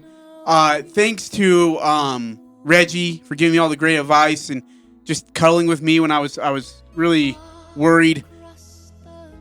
I want to thank Celine Dion. I want to thank my lucky pen here, Pilot G207. You're one of you've been my friendly pen. Hey, is this your? I don't interrupt your speeches. I don't give speeches. Okay. I want to thank after all my victories. I don't give speeches. I want to thank George Niang. You're one of the greatest Italians to ever play the game of basketball. I mean, and you had 2 great games. But thank you. I want to thank our listeners for doubting me. Okay, your doubt lifted me to a higher place. One of the greatest upsets in sports history, right here. Thank you. Thank you. Okay. Amazing. 3426 text in. Throwing your kid under the bus worse than any pick six punishment. You should do the George Niang video whether you win or lose just for throwing your kid under the bus. Remember, he came from your loins. You can't expect much. 5338. Punish Ajay anyway. 9 in a row is good enough for me. 9315. Is Audrey reliving his middle school memories of his first crush with this song? Oh, no, I had no crush except on Celine. 4348. Even a blind squirrel finds a nut once in a while, Ajay. Look, it doesn't matter when, Eric. I want to make this, kids, you can too climb above the heap and stand at the top of the mountain. You too can find a nut? Yeah, you all can find the nuts. Okay, they're there. Let the hate fuel you, Ajay. Okay. Push past it. Find the nuts. And just all right, remember where they're at. All right, stop. Oh man, I'm so relieved. And I wasn't even gonna have to shave my head bald. That was to make a George Niang highlight video. But that's how much I hate George Niang.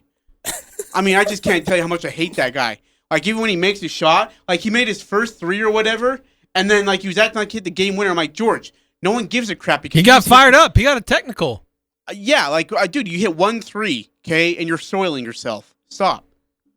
He's played. Look, in the Denver game, he actually played some great closeout defense on Jokic a couple times. He frustrated Jokic.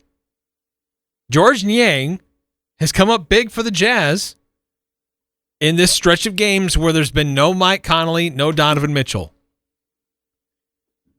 Bojan Bogdanovic is a much bigger level. There we go. But George Niang has played a really critical role in this stretch.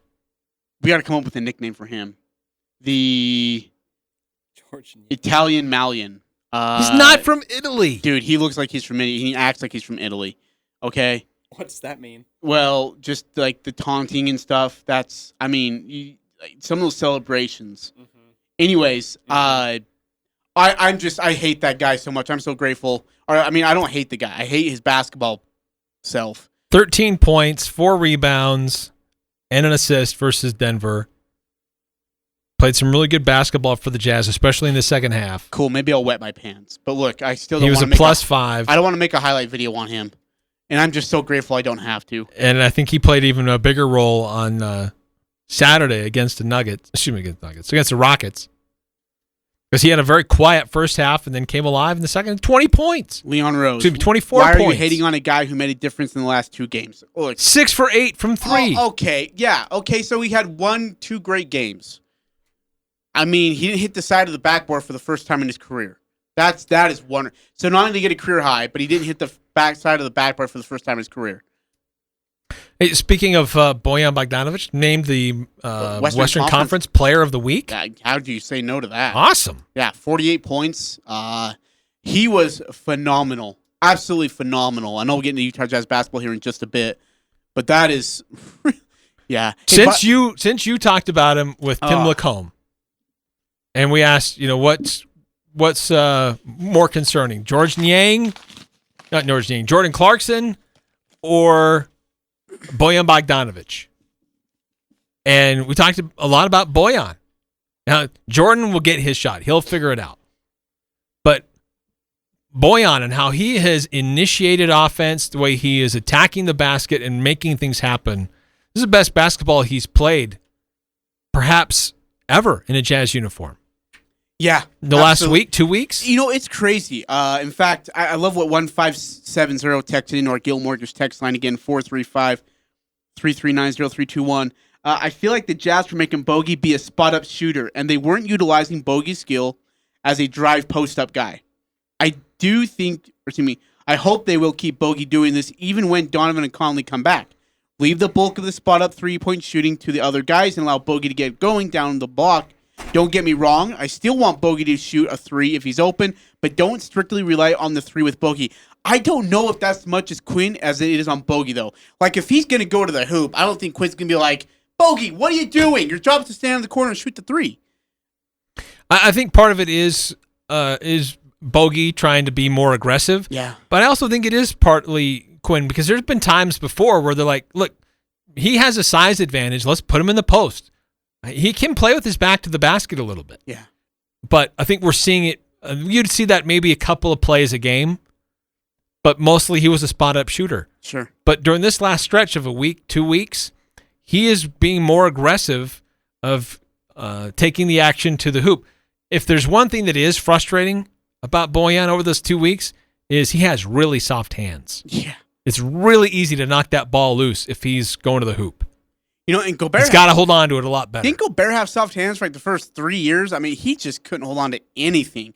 Finally, like, they told him, like, look, I mean, put the ball up here, not down here. And you got size. You got muscle. Use it, right? Be physical with the ball.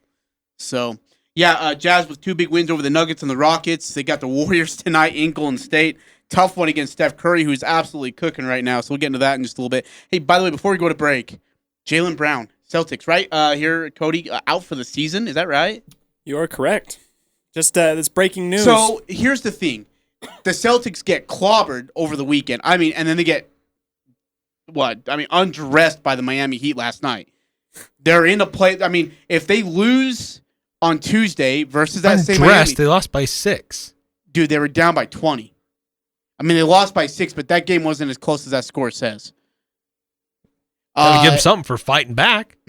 Great. Do you want to give him a Capri Sun drink and a donut from Johnny O. Spudnuts or something, or what? I mean, orange slices. Oh, you want to give him orange slices? Orange slices, please. Okay, so let's do that. Yeah. Because we do moral victories in the NBA. Everyone's about moral victories, right? Everybody's a winner. Participation trophies. Good job, George. I forgot you're a fan of the play-in too, so that explains a lot. Aren't you? Yes, I like the play-in. And look, it's proving its worth. Oh, jeez. Here we go again. What have I done? This is my fault, It's proving Cody. its worth. This is my fault, Cody. We're talking about Golden State and San Antonio and teams trying to avoid the 7th spot in the standings. When's the last time we talked about avoiding the 7th spot in the standings? When's the last time we talked about how exciting it is, how well the number 10 team in the West is? Nobody has said that. Golden State's the number 9 team, excuse me. Everybody's talking about Golden State. They're still talking about their relevancy in the playoffs. It's because Steph Curry. That's the only reason why they're talking about Golden State. Steph Curry's got mad street Amen. cred. Mad street cred. Amen. You have a superstar down in the play-in game. Okay, we might have multiple. We lost track of the superstars. conversation. Jaylen Brown out for the season. Yes. Celtics are in a free fall right now. Yes. And they're probably, unless they somehow, the New York Knicks have a major collapse, Boston's taking that 7th, or Boston's going to be in the play-in tournament. You may be thinking more of the Celtics Bulls game where they got run out of the gym. They lost 121-99 on Friday to Boston. Hey, by the way, how do the Knicks, I can't get that team. Beat the Clippers. Yeah, well, here's the thing is they got beat up by the Suns, turn around and beat the Clippers. And I feel like they handled the Clippers. What was the score there? 101 to 106? Was it 1? Yeah, it was 106 101. Yeah. 106-100. Julius Randle was Close. really, really good in that game. Julius Randle was phenomenal. Yep. That was a big win for the Randle had 14 points. He's phenomenal. Okay, it was some of the Julius fourth quarter Randle, stuff. 14 points. He did have 14 rebounds and 5 assists. So he was doing other things. Okay, so hold on. If George Niang has that game, he's your player of the week in the Western Conference. But because it's Julius Randle, who cares? 14 points. What would he do?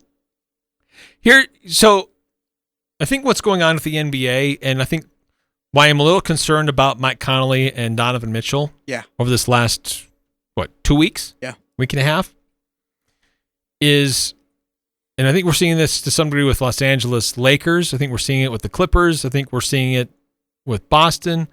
When you have players out, significant players out over extended periods of time, and then they come back, you kind of have to remember how to play with them again and how they fit in with rotations. Because you've got, for the Jazz, Joe Ingles and George Niang have been playing significant starter minutes. Yeah.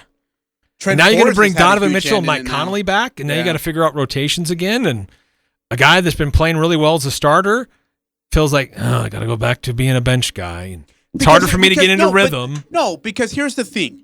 George Niang has always been a bench guy, and he needs to understand that when he goes out there, whether he's coming off the bench or in the starting role, it's the same job. Right, and I'm not. Don't get me wrong. I'm not advocating that George Niang should be a permanent starter, though. If he were in Cleveland, he would be. But what I am suggesting is that we saw this with the Clippers. I think we're seeing it with some other teams, that you need time with your stars. Everybody getting back to normal, understanding rotations and spots on the court and who has what roles again. Because if we wait until like the last game or 2 games before the playoffs, the Jazz may be at risk of being a little bit out of sync with everybody being together. So, I mean, it's tricky because you want your guys healthy. That's the most important thing. But if you go too long and just, instead of being, you're like, your ankle's fine, we just want to give you a little extra rest, you think you run the risk of being too far out of sync with the rest of the team, and they're developing without you.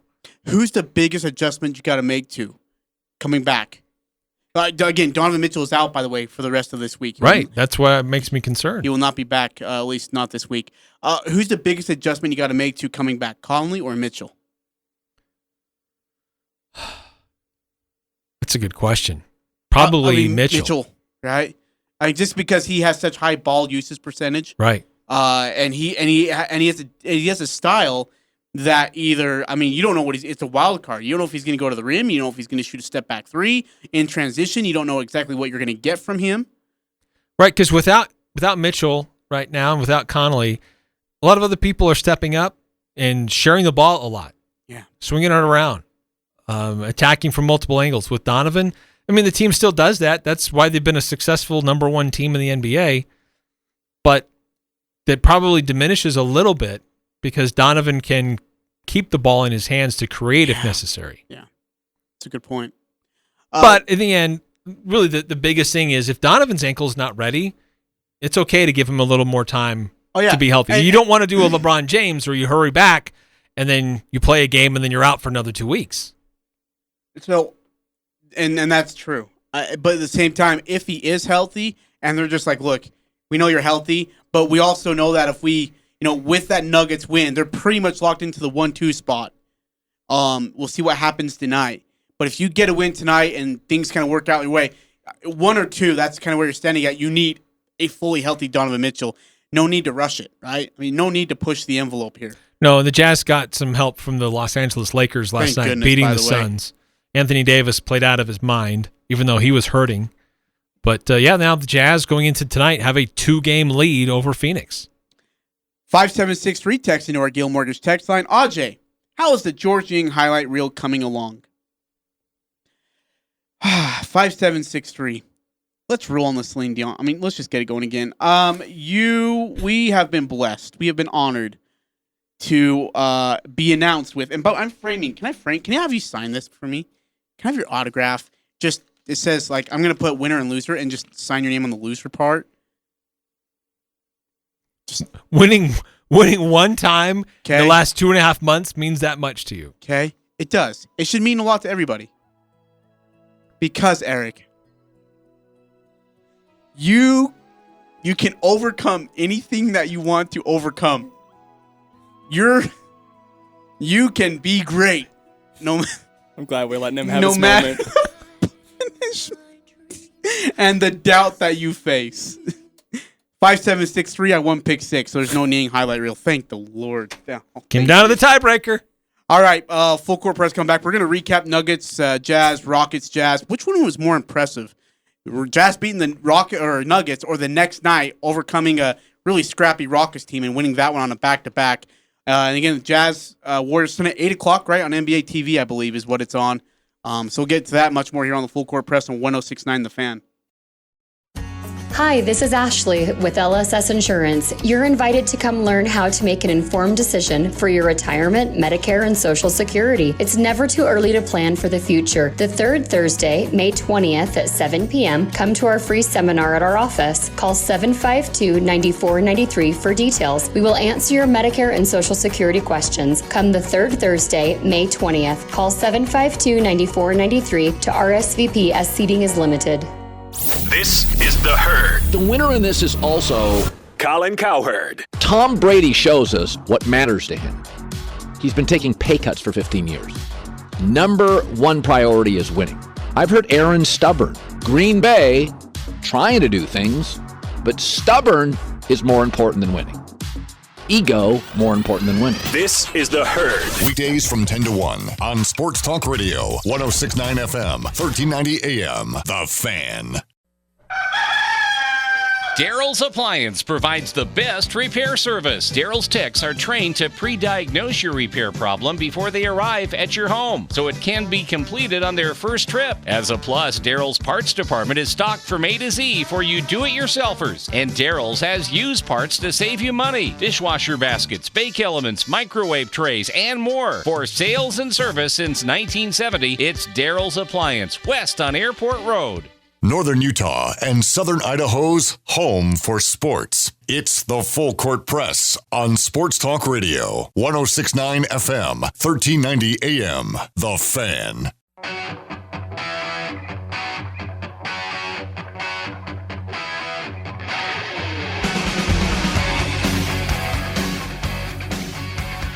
I'm just saying, there's a really good chance, and I love what the Jazz have done. There's a really good chance the Jazz are going to get run off the court tonight. It's because Quinn Snyder can't manage minutes against the porous Rockets team when you guys just played a second end of a back-to-back after playing the Nuggets the night before. And that's tough. That's tough, man. Manage minutes? But Gobert played 31. O'Neal played 31. Ingles played 30. Bogdanovich played 35. I mean, these aren't egregious numbers for the starters for Utah. The thing is, it is because you played the night before though against the Nuggets. But that's as much about the Rockets and that they never go away. Every time Utah has faced the Rockets, they're a scrappy team that just keeps on fighting. They don't fold up their tent. They may have the worst record in the league, but they kept fighting. The Jazz couldn't put them away. So you can't tell me Quinn Snyder didn't want his team to put this team away, but Houston wouldn't lay down. They wouldn't die. You're up by 12 with 96 seconds left. Your bench is better than their starting lineup. If you're the best team in the league, your bench is better than that starting lineup. You should be able to handle a 12-point lead with 96 seconds left. Where are they going? They were also so emotionally drained from the night before that I don't think the Jazz, by and large, players were treating it as a normal game. They had spent a lot getting past Denver. Very emotional game, beating the Nuggets. And so I think that they were lackadaisical. Not for Quinn, lack of him trying to get them focused and dialed in. Because that's how it works with the Rockets. 3-4 minutes to go. Jazz will be up by 18. Houston will get it down to 12, maybe 8. And then the Jazz close it out and win by 12. Okay, so the night before the Rockets game, Jazz beat the Nuggets 127-120. Bogey played 39 minutes. O'Neal played 28. Niang played 24. Gobert, Ingles 35 apiece. Clarkson played 37, man. And now Saturday Clarkson played 28. And then Sunday's a travel day, but you go to Golden State where the Warriors had the day off yesterday. And now you got to turn around and play them? Now, by the way, Warriors are on a tough back-to-back. They get the Jazz tonight. They got the Suns tomorrow. And the Suns will have the day off today, so they get to play Suns tomorrow. But that's a rested team at home against Golden State. It's not a good recipe for success against this team. This worries me. Houston just is a tough matchup where they just keep coming at you. Yeah. They don't give up. Yeah, they're scrappy. And give them credit for that. But I thought that Quinn still managed minutes pretty well in that game. Yeah, I would love to see it capped at like 25 for a lot of these starters. But Houston wouldn't go away. Though that bench unit that you talk about couldn't put them away and shut them down. So the starters had to come back late. But the matchup, it's more of a matchup concern for me tonight than it is a minute concern. Because we've seen the Jazz struggle against dynamic guards when they don't have Donovan and Mike. Like, who draws that defensive assignment to guard Steph Curry? Oh, jeez. Joe Ingles, most likely. He's your primary ball handler. So if Joe guards Steph Curry's going to have 50 tonight. He'll put up a 50 piece without even blinking. I mean, Joe's got some length. No, Curry's got a little bit more shiftiness. Put him into like just a spin cycle. Trent Forrest? Trent Forrest is a rookie. Curry's going to put up 50 against Trent Forrest. Royce O'Neal? Royce will probably draw Draymond Green. I put Joe on Draymond, and I put Royce on Curry. Well, that may be that's actually not a bad thought. Actually. Because I mean, Draymond will run from perimeter to post, but not all over the court like Steph Curry does. I mean, Steph Curry plays around the world with you. He goes from the one corner and goes all the way around to the other side of the court the long way through like 3 different screens. Right, and you have to pick him up defensively once Yeah. he crosses half court. Yeah, so I don't trust Joe. I put Royce on Steph. I put Joe on Draymond. Those are your 2 only big threats, right? Yeah, mostly. Am I missing anybody else? I think it's just... I mean, there's a couple of bench guys that go in there and they're all right, but... Now, Golden State will not have Kelly Oubre Jr., do not have Eric Pascal or Damian Lee. So they've got a few guys that are out. They're hurting, aren't they? I guess Wiggins would be the other one that could be a threat. Yeah, Wiggins doesn't worry. I don't know. He's really inconsistent. Yeah, I'd say so. And Rudy Gobert will handle that problem. Jazz are favored by 2 tonight? Jazz are only favored by 2. What do you mean only? They're in Golden State after having a travel day and playing a back-to-back versus the Nuggets and Rockets. The 50-18 team in the NBA, the number 1 team in the NBA, is at a team with a record of 35-33, and you're like surprised that it's only by 2 points. Again, they just played the Nuggets and Rockets on a back-to-back. You just milked your starters, energy for every bit of it. Traveled to Golden State yesterday, play the Warriors tonight. 2's about right. And Curry scored 49 in his last game. Yeah, and Curry's just on another level again. I mean, we're getting vintage 2015-16 Curry. A little bit later than we expected, but we're still getting it. This is going to be a problem tonight for the Jazz. I think tonight, if we look at, we're talking about who guards Steph, and I think that's a key matchup. But I also think, what does Rudy do in the post?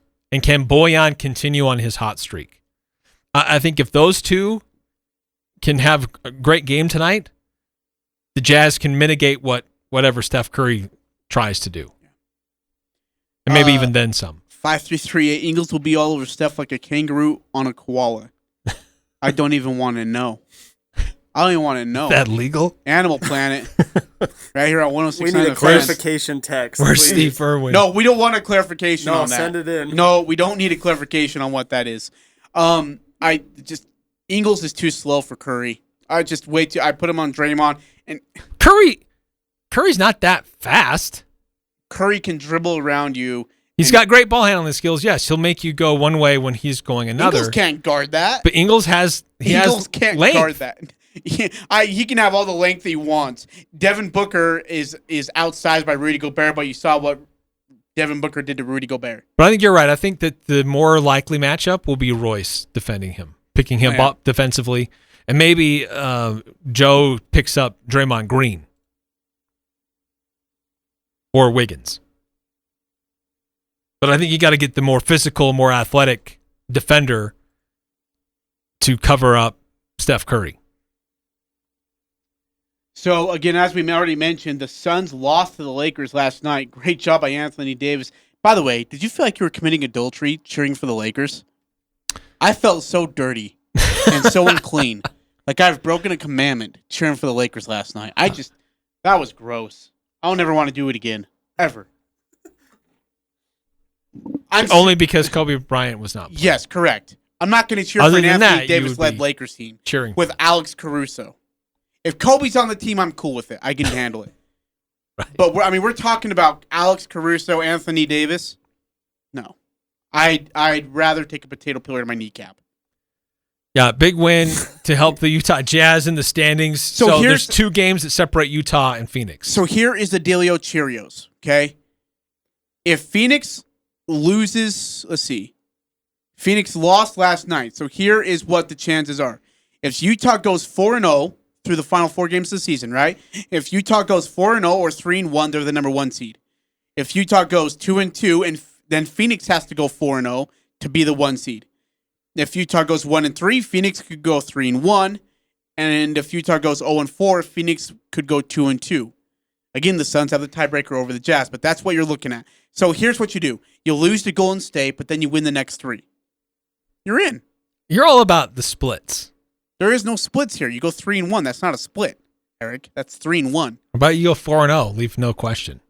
That's a tough ask of this team. Which is very possible. It's Golden State, Sacramento, San Antonio, and who else? It's on the paper. Yeah, our intern did the research. Hello. Oh, of course he's got it all prepared for us. We just got to look at it. What a jerk. Respect the intern. What a jerk. Wait, where is it at? Oh, there it is. Nope, wrong paper. Do you have that paper? Remaining schedule: Golden State, Portland, Oh, there it is. Oklahoma City, Right in the corner in small and print. Sacramento. It's not even underlined. Okay, so Golden State. Okay, yeah, dude, we're losing 2 of those games. They don't play San Antonio. That's the Suns. They play San Antonio twice. So we're getting a split. Golden State, Portland are losses. OKC and Sacramento are wins. So the Phoenix plays Golden State and Portland as well. Then they have San Antonio for their last 2. Did they split those 2? Golden State's on a back-to-back in Phoenix tomorrow night. Phoenix is beating Golden State. Phoenix has the night off. They get Golden State tomorrow. That game is in San Francisco. Oh, it's in San Francisco? Isn't it? Come on, intern. You got to put where That's it's at, not man. on the paper. Come on, man. Do your job. It is... It's in San Francisco. It's Suns at Warriors. They're home against the Trailblazers. And then they're at San Antonio for both of those 2 games. Okay, so then you get Golden State on a back-to-back, even if it is in San Francisco. Golden State's dealing with a nasty Jazz team. And then you're home against Portland and San Antonio twice, and who knows where San Antonio is going to be. Look, 2-2 is not the worst thing. Now, 3-1 is kind of an issue. 2-8-7-9. Tonight's game will be decided in the first 5 minutes. Either the Jazz will start slow and Curry will go off, or the Jazz will show up defensively and Curry will get his, but not enough. And that's the other thing. What they fell 24-15 behind the Nuggets in the first half? That's got to stop. These slow starts are really getting to be a pain. Yeah, but they're not coming with as much frequency as they were earlier in the year. I mean, no Mike, no Donovan. I really like how this team has, like in April, it was really shaky. Like they'd win a game or 2, then they'd lose a game. They'd win a game or 2, they'd lose a game. But they're playing with some really good consistency and more urgency and purpose. And that bench has really started to solidify. Trent Forrest, his development has been awesome. But they've also been in some favorable matchups. They have not faced a team with a really good dynamic guard line. And they do that tonight.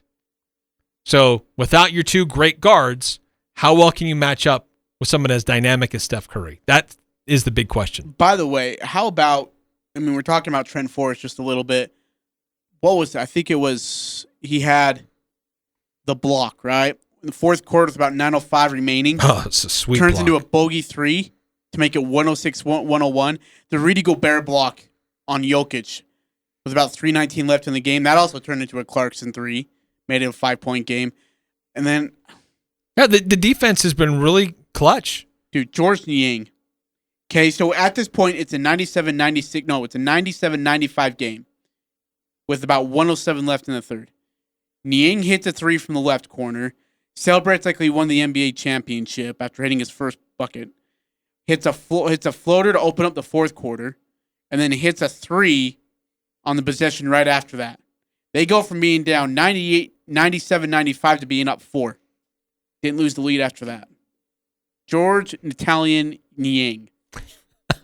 What an incredible guy. More about your score predictions or your keys for tonight, Utah at Golden State. We'll have pregame coverage here on The Fan starting at 7:50. Tip-off will be at 8 with David Locke and Ron Boone. Always a great pair. Great job at what they do, calling the games. I swear, every time I listen to it, I can hear him doing it. 435-339-0321 to join us on the Guild Mortgage text line. There's a lot of strain on various industries right now. Supplies stretched thin as demand is at an all-time high. If you are building or remodeling and are looking for ideas for stone to face your home, it's crazy. Coldwater Stone in Tremonton and Castellite and Logan want to take that frustration and challenge away from you. They are a local homegrown business with stone products made by Coldwater and sold by Castellite. Stop in and make your choice today for brick, block, rock, paver, and tile. Go where the pros go. Online at Castellite.com. The Elements lunch menu is full of delicious items prepared with a personal touch at an affordable price. Elements wood-fired pizzas and calzones are an excellent choice for lunch that include barbecue chicken, classic pepperoni, or the whiteout with garlic cream, parmesan, house ricotta, and fresh mozzarella. From batter to order halibut with seasoned fries to the fan favorite Thai shrimp curry and more. Lunch at Elements is also available for takeout, casual or professional. Open Monday through Saturday for lunch and dinner. Visit theelementsrestaurant.com for reservations. Since 1896, couples throughout Utah have shopped S.E. Needham Jewelers for their diamond engagement ring. We offer our integrity price guarantee on a beautiful selection of unique, high-quality diamond engagement rings. Gals, you'll love our rings, and guys, you'll love our prices. We price our diamonds at internet pricing. Review the web and come see, hands-on, our beautiful selection. Shop and compare. Get S.E. Needham quality at internet pricing, where Utah gets engaged. S.E. Needham Jewelers, middle of the block at the sign of the clock. This year's Cache Valley Cruise-In will unite our community as we celebrate an iconic All-American weekend, July 1st, 2nd, and 3rd at the Cache County Fairgrounds. Nearly 1,000 classic cars, hot rods, and custom builds. Enjoy delicious All-American food and live music featuring this year's entertainment, Leanne Rimes. Your car show admission ticket automatically gives you a chance to win this year's giveaway car, a 1923 Ford T-Bucket Roadster. Buy tickets now on the Cache Valley Cruise-In website or at Lee's Marketplace. Make sure you check the Cruise-In's website for a schedule of events, including the Burnout Contest, Sock Hop, Poker Run, and more. Classic cars. Leanne Rimes. A star-spangled weekend. Let's get back together at this year's Cache Valley Cruise-In, July 1st, 2nd, and 3rd at the Cache County Fairgrounds.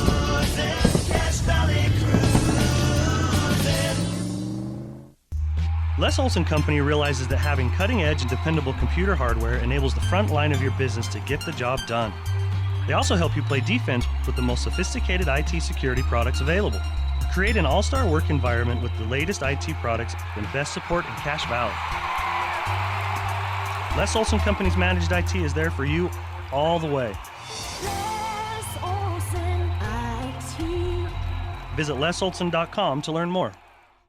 Here's Chad Norton, the lawn doctor, with a tip for your lawn. The way you water your lawn makes a big difference. Water restrictions and water costs have both increased over the years. Lawn Doctor is excited to introduce a new service that keeps your lawn green and healthy while watering less. One application of our new HydroGuard service reduces your water frequency by up to 1 day a week, saving you water and money. Watering help, fertilizer, weed, and pest control. Call Chad Norton, the lawn doctor, at 753-LAWN. Follow them on Facebook or go to LawnDoctorCacheValley.com. Another Full Court Press show is coming to a close, but you can find them on Twitter. Follow Eric Frandsen at eFrandsen and Ajay Salvesen at Ajay Salvi. If you missed today's episode, find it on 1069thefan.com or wherever you get your podcast. The Full Court Press. Connect with us on Facebook, Twitter, and online at 1069thefan.com.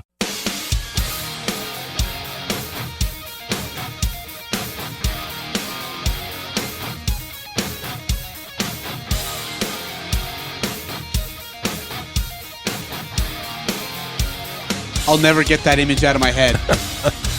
Hey, you got a text coming in. Do you want to read that? No, I don't. No? I do not want to read that unsolicited spam. Okay, Gil Mortgage text line 435-339-032.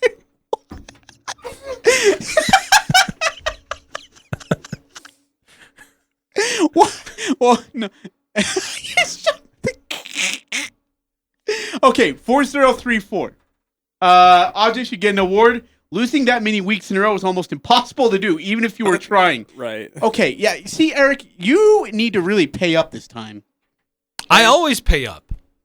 I may not always pay up on time, like immediately, but I always pay up. 9995. Sorry, you're not spam. Sorry, 995. Sorry, that's not you. We're talking about something else. 9995 texts into the show and says, "Hey, I think a good topic of conversation is the idea of Mitchell and Conley coming off the bench in the playoffs and keep the current starting lineup as they are playing really well. That will keep the unity between the current lineup and allow Mitchell and Conley to get their legs under them. Mitchell would throw a wrench in something currently good. I can't sit my second team All-NBA player on the bench to come off. That can't happen. No. I'm sorry. Look, and maybe you can make a case for Mike. They did that a year ago. Yeah. And he was great with that second unit because the opposing team didn't have an answer to that. Yeah. But the Jazz are better. With him and Donovan in the starting lineup. Sit Donovan Mitchell, especially in the playoffs, and have him come off the bench. That just no. You're going to manage their minutes for the first couple of games with them back, probably. So here's what I'm thinking. What day are those games? Do we know? We don't know what time or day those games the final two are, right? Because what if for the Jazz? Yeah. Yeah, we know their schedule. What days do they play those games? Their final two? Yeah. So they're playing the Thunder on Friday, May 14th, 6 p.m., and then the Kings are to be determined. Okay, so here's what I do. That's right. No, so by the way, announcement, May 16th, all NBA games will be played between the hours of 12 and 3:30 Eastern Time, which would make that 10 a.m. and was it 1:30, right? 3 hours? Yeah. Every single NBA game will be played within that span. Why? Because they don't want teams tanking or trying to reposition themselves in a certain way based on another game going on before them. Because of the play-in. Because of the play-in tournament. And based on where we are at right now, it could come down to Sunday's games. Which is why the play-in tournament is good. Don't, Eric, stop it. Put that in there. Proving my point. All games will be played between, I'm going to make sure I got this right. It came from Shams, but I believe 12:30 and 1:30. I said 12:30 and 3:30 Eastern Time, which would make that 10:30 and 1:30. Oh, so yeah. Yep, 12 and 3:30 Eastern Time. All 6 games Saturday will be the same afternoon times as well. They do not want teams adjusting their course based on what happens in other games. So they're going to have them all play at the same time. Smart. So regarding the play-in tournament, it is kind of confusing.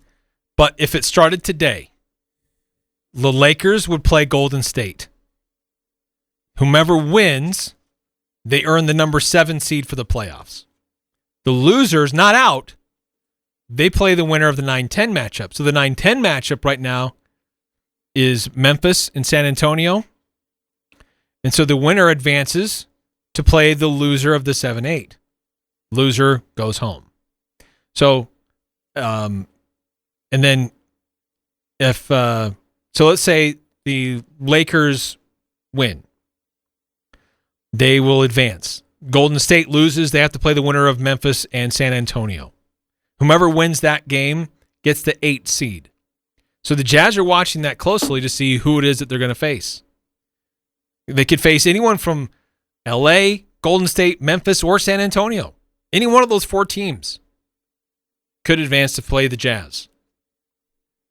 9995 text in. He's been out for a while, talking about Mitchell Conley. They don't move the ball as well with him in. Oh, he's talking about Mitchell. Though I get the concern. You just talked about conditioning and re-injury. I think they sit Donovan Mitchell for those first 2 games, and then the last 2 they put in his minutes. I think he'll play the last 2 games. I agree. I think they'll want to get some cohesion and momentum and flow among the team before they get into the playoffs. They'll have the benefit of sitting and waiting to see what happens with the play-in. They'll have some more time for a little bit of rest between the end of the regular season and the start of the playoffs. But I think they'll want to try to get Donovan and Mike Connolly into some regular season games before the playoffs begin, just so everybody remembers their roles and rotations before playoffs begin. Jazz Warriors, 8 o'clock tonight on NBA TV in San Francisco. So you got Warriors winning tonight? I do. I got the Warriors winning by 12. Whoa. Wow. Steph Curry's, this team's really playing well. 35 basketball. and 33. They're awesome. Jazz are the first team in the NBA to hit 50 wins, and we're still acting like they're a garbage bottom-level team. I'm not saying they're Eric, I'm basing it off of what's going on. You playing your guys heavy minutes, no Conley, no Mitchell tonight. It's a problem. Look what the Jazz did against the Denver Nuggets with no Connolly and no Mitchell. Great, but they're not playing Steph Curry and there's no Jamal Murray. No, you're playing the MVP of the league and Nikola Jokic. Okay, but and Jokic still got his. I'm just saying I think Curry and this Warriors team plays well tonight. They've had a night off. I got the Warriors winning by 12. So I'm going to say the Jazz by 7. With the way Bogdanovich is playing, the momentum this team has on their side, the role players are playing great.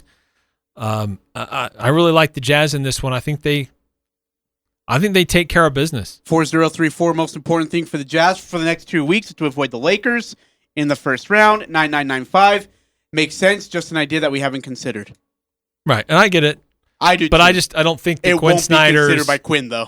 Or I don't think Connolly or Mitchell would. Well, maybe Connolly might, Could but you I don't imagine think going they'd to the play team? for Hey, them. we're writing the starting lineup down, and he gets benched. 10 seconds, boys. We're gonna put George Niang in the starting lineup The instead of Donovan Italian Mitchell. Malian. We got to come up with a nickname for him.